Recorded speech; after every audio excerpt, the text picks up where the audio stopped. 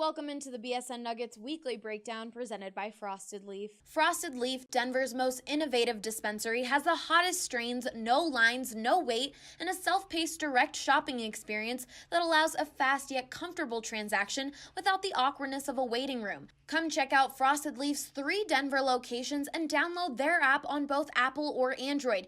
I'm Allie Monroy, and alongside me is BSN Nuggets beat writer Harrison Wind. The Nuggets had a rough outing last night against the Houston Rockets, losing 112-85 at the Toyota Center. Harrison, what exactly went wrong during this game, and why do the Nuggets have such a hard time playing against the Rockets?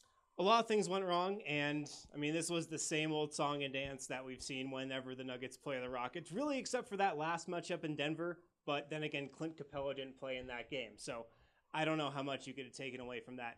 Look, Denver couldn't stop the pick and roll with James Harden and Clint Capella. They couldn't offer any resistance there. They couldn't play good enough defense to get out on Houston shooters consistently enough. The Rockets really killed them from beyond the three-point line. Most of all, the Nuggets couldn't score. Yeah. Houston played a great game defensively. Denver just could not get anything going on the offensive end of the floor. Just 85 points for the Nuggets. And over the course of these last 3 games, the Nuggets have really struggled on offense. They haven't hit the 100-point mark in any of these last 3 games. In 2 of them, in that loss to the Pacers and in this loss to Houston, they got held under 90 points. Uncharacteristic showings from Denver, specifically on the offensive end of the floor. So they didn't play good defense, but I think for this team to beat the Rockets, they've just got to outscore them. They weren't able to do that last night. The team doesn't have that much time to dwell as they take on the Oklahoma City Thunder tonight. What will you be watching for in that matchup? Will Paul George play? His status is up in the air right now. If he doesn't play, I think the Nuggets have a great shot to win this game. Denver isn't intimidated by Oklahoma City by any means. They've already beaten them a bunch of times this season. They know that in the back of their mind that they can hang with this Thunder team at home or on the road. They've already beaten them in Oklahoma City this year. Also, the fact that this is a back-to-back, I don't think that's going to affect the Nuggets. They're a league best 9-1 on back-to-backs this season. So they've been great when they haven't had any rest. So I expect this to be a competitive game. After tonight, there are only 7 games left in the regular season.